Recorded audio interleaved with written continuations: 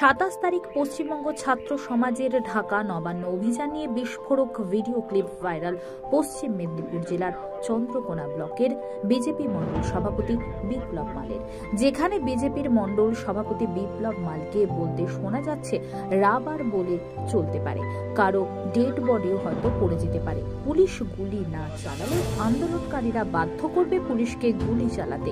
দেখুন বিস্তারিত। এটা থেকে আবার নতুন করে পিকআপ নেবে, গুলি চলবে, এখানে রবার্ট বুলেট চলবে। রবার্ট বুলেট আমার মনে হয় না ওরা বুলেট চালাবে, কারণ ওরা কিন্তু একটা জিনিস বুঝেছে, কিন্তু এরা চালাতে বাধ্য করাবে।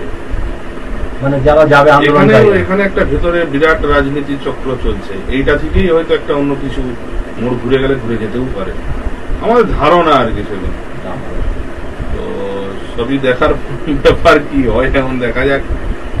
তবে লোক যাবে, ব্যাপক লোক। পরিষ্কার কথা দাদা, মানে এখানে আমি নিজে সংবাদ ছিলাম, সংবাদ থেকে সংগ্রহ করে আসা। বডি যদি না পড়ে রাজনীতি হবে না, বডি যদি না পড়ে, দু একটা লাশ যদি না থাকে, আপনি কি মনে করেন মোড় ঘুরতে পারে? অবশ্যই, যদি না বডি না পড়ছে কোনোদিনও মোড় করবে না, বডি পড়তে হবে। আর আমাদের ধারণা বডি ওখানে পড়বেই সেদিন 27 তারিখ। ওইটা না হলে ঘোরার চান্স নেই। না না, কি হবে সুপ্রিম কোর্ট হাত ধরে দিয়েছে দাদা। 27 তারিখ যদি আপনি যেটা বললেন জঙ্গি আন্দোলন, ওটা যদি করতেই হবে, জঙ্গি আন্দোলন না করতে পারলে কিচ্ছু হবে না। একটা দুটো বডি যদি না পড়ে কিচ্ছু হবে না। আপনি লড়বেন কি নিয়ে? এরপরে ফাদ্দার ইস্যুটা কি হবে আপনার? আপনি তো ওখানে আন্দোলন করলেন, চলে আসেন, ফাদ্দার ইস্যুটা কি হবে? আমি তোমাকে মারবো, হ্যাঁ, এটা কিন্তু যত মেরে ফেললে কিন্তু আর আপনার ভয়টা কেটে যাবে একদম। মারবো করে যদি ছুটায় এখন, হ্যাঁ, তাহলে কিন্তু কাজ।